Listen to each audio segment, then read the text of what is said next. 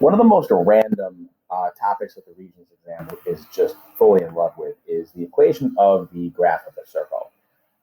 It used to be that there would just be a very simple question based around this formula on the screen right here: x minus xc plus y minus yc equals r. All three of those things squared. If you see the official formula, it's x minus h plus y minus k, but you don't get the formula written anyplace. So it makes more sense to memorize this one that I kind of made, where it's got the C in it for center.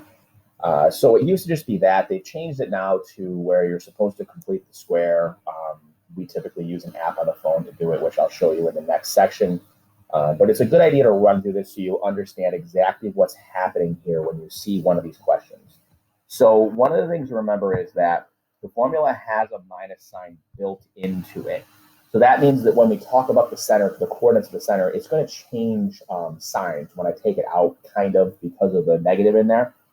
And then occasionally you'll be asked to sketch the graph of a circle. Usually it's just it has a graph there, and it'll ask you about the equation of that circle. But if you were ever asked to graph a circle, it's very simple. What's the center? What's the radius? Plot the center point, count left, right, up, or down for the radius, and then take your compass and just draw a circle with your compass to make sure that it's fairly accurate. If it says sketch, it doesn't need to be completely accurate.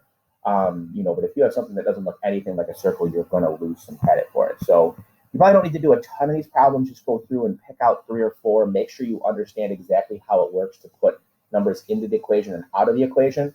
Don't simplify the equation at all. You want the equation to look just like that thing in yellow right there, and then leave it alone. You don't want to do anything else to it, because any other things that you do to it can only hurt you. They can't help you. So just put the stuff into the equation and leave it alone.